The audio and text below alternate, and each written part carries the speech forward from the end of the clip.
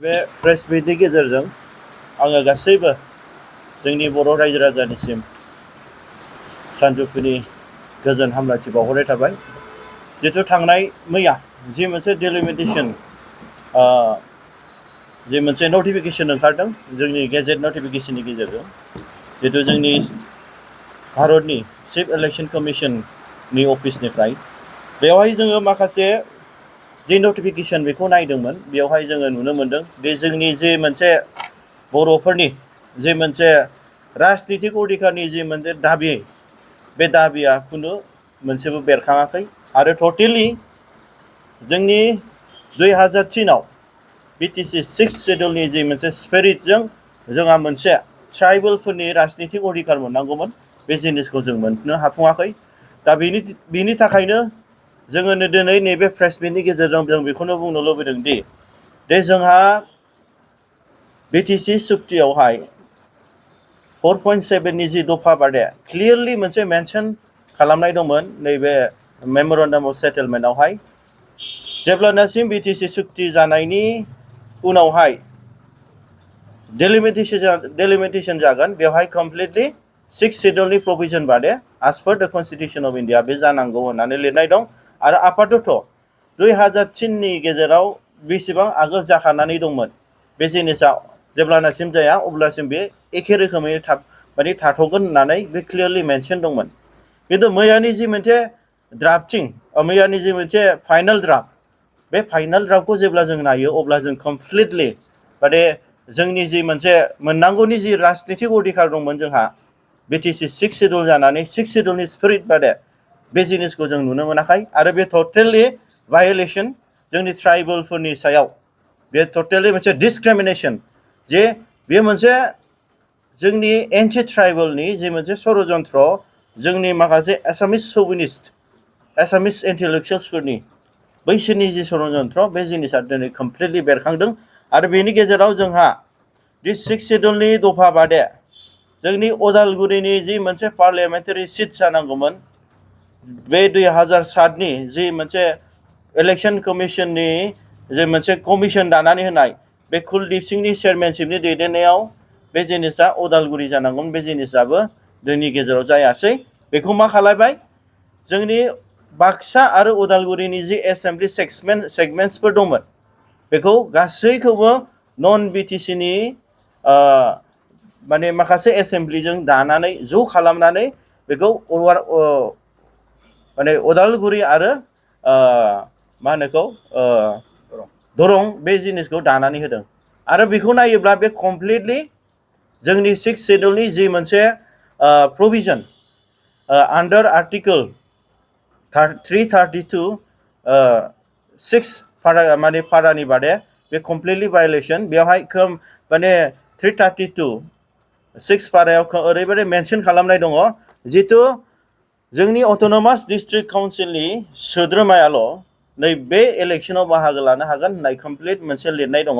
जाय जिनिसखौ जों नायोब्ला दिनै बे टटेल भायलेसन मानो होनब्ला बै मंगलदैनि माखासे एसेम्बलि सेगमेन्ट्सखौ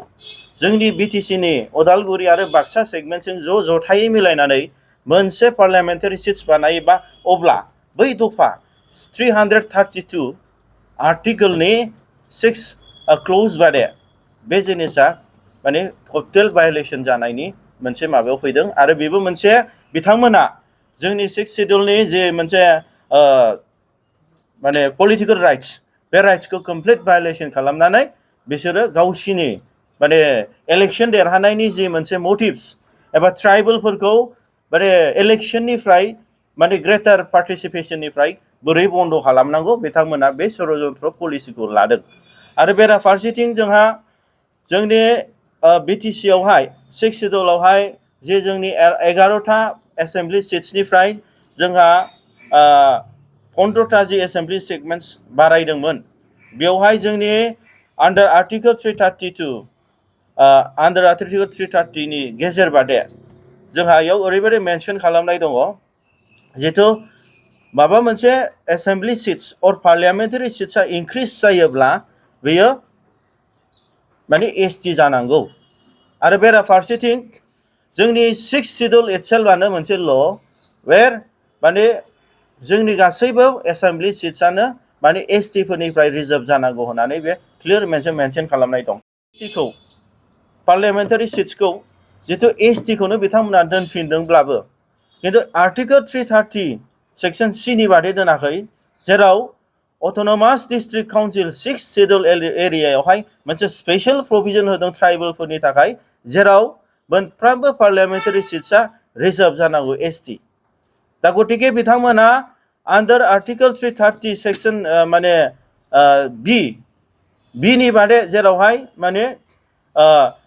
ट्राइबेल माने मेजरिटी एरियास इन आसाम माने नन 6 शेड्युल एरियास जेरै लखिमपुर, जेरै मेजरिटी जोंनि धेमाजि साइडआव दङ। दा बिथांमोननो मोनसे माने बै माने संखियाखौ मेजरिटी ट्राइबेलखौ लानानै मोनसे जोंनि रिजार्भेशन पलिसि खालामो। दा बै माने नन 6 शेड्युलनि जि 330 नि सेक्सन बि बादे जोंनि नैबे बिटिसि निखौ बिसोर बानायाखै। आल्टिमेटलि बिथांमोना बानायदों आन्डार 330 सेक्सन C नि बादे बिथांमोना बानायाखै अट'नमास डिस्ट्रिक्ट काउन्सिल बादे जोंनि नैबे क'क्राझारखौ, किन्तु बै जेनेरेल एडमिनिस्ट्रेशननि जेराव ट्राइबेल मेजरिटी आन्डार आर्टिकल 330 सेक्सन बि नैबे जेनेरेल एडमिनिस्ट्रेशननि बादैसो बिथांमोना बानायदों। अब्ला जोंनाव मोनसे कुवेश्चन फैदों, वेदार जोंनि बिटिसि 6 शेड्युला 2003 आव जेब्ला सुक्ति जादोंमोन, जे पार्लियामेन्टआवहाय पास खालामनानै जोंनो कनस्टिटिउसनेलि मोनसे ट्राइबेलफोरनि सेफगार्ड्स होनो थाखाय जे मोनसे जोंनो माने 6 शेड्युलनि मर्यादा होदोंमोन। दा दानि समाव दंना गैया, जों बे जिनिसखौ जों कुवेश्चन खालामनांगौ जानानै फैदों। मानो होनब्ला जोंनि जि मोनसे गासैबो माहारियारि आफादफोर एबा पलिटिकेल पार्टिसफोरनि जितु बर'नि जे 6 शेड्युलनि जे स्पिरिट बादे जे थांनाय समावहाय बिथांमोना जेब्ला हियरिं जायो गुवाहाटियावहाय, आरो जेब्ला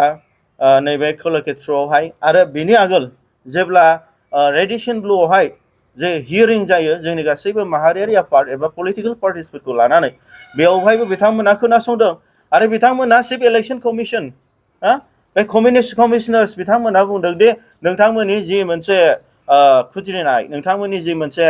दाबि, बे दाबिखौ जों कनस्टिटिउसनेल माने संबिधान बादे जोङो नायबिजिरगोन आरो नोंथांमोननिखौ जों खोनासंगोन होननानै बिथांमोना क्लियारलि मेनसन खालामदों। गतिके जों दिल्लीयावबो बिथांमोनजों लोगो हमनानै जों टक खालामदों, बेयावबो एखे खोथाखौनो होनदों जे नोंथांमोननि जि मोनसे राइट्स, बे राइट्सखौ जोङो भारतनि संबिधानखौ दोननानै जोङो फालिलांगोन आरो नोंसोर ट्राइबेलफोरखौ जों खुनु डिप्राइभ खालामा होननानै बिथांमोना बुंदोंमोन। नाथाय दिनैनि गेजेराव जों नुनो मोनदों कमप्लिटलि कन्ट्रारि, कमप्लिटलि माने अपोजिट, उल्था।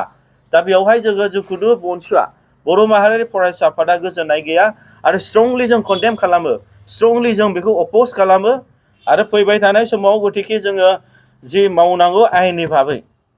बेसेबां जों आवगायनो हायो हाइकर्ट, सुप्रिम कर्ट, बेनि गेजेरजों जोङो चेलेन्ज खालामगोन। दा जानाय जायैया उननि खोथा, किन्तु जोंहा दिनै थांनाय समाव जोङो दिल्लीनि सुप्रिम कर्टजों जेब्ला जों रायलायदों बे इस्युनि सायाव, बे मोनसे मा होनोमोन जोंनि बे डेलिमिटेशन कमिटिनिफ्राय जि सावरायदोंमोन, बेनि गेजेराव जों मिन्थिनो मोनदों जोंहा दे सुप्रिम कर्टनिफ्राय बे चिफ इलेक्शन कमिशना